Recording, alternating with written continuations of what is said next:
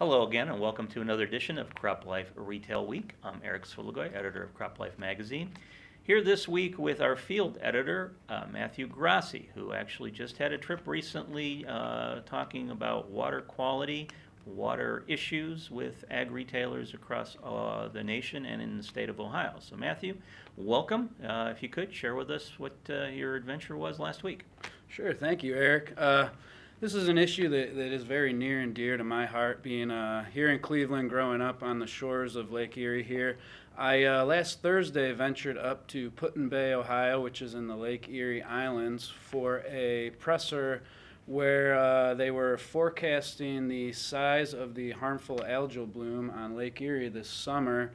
And it was just a great trip overall. Good news, the bloom is supposed to be only a 5.5 on the severity scale, which is 1 to 10. Last year was a 10.5, just for context there. But the gentleman I interviewed up there is Dr. Jay Martin with Ohio State University. He is the faculty lead for Field to Faucet, which is an initiative that engages agribusiness and farmers in the region on managing phosphorus runoff and water quality to hopefully alleviate this whole harmful algal bloom deal that we're dealing with up here in the Great Lakes. Okay. So you've got a clip, and we'll go to that now.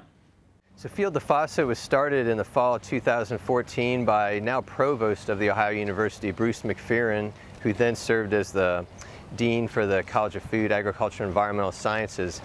And it was started in partial response to the drinking water outage that happened in Toledo in 2014 due to harmful algal blooms on Lake Erie.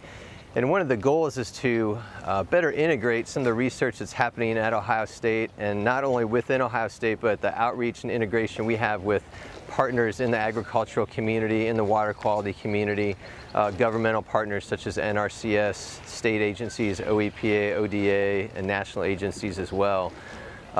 Just to give you an example of this, there's a lot of great individual research that's happening at OSU with social science, looking at the levels of adoption of best management plans, looking at public health, so what are the impacts of harmful algal blooms on drinking water, looking at actions that take place on agricultural fields, so what best management plans can be most effective to reduce phosphorus coming off those fields, and what actions can we take to hold the phosphorus on those fields. So that was Dr. Martin, and you saw him on the dock there at Ohio State Stone Laboratory on Gibraltar Island. Just a beautiful day to explore the islands there and hear all about what agribusiness and what the extension folks are doing to try and help water quality here in Ohio. Very good. Well, thank you for that, Matthew. That report will be very useful to our viewers, I'm sure.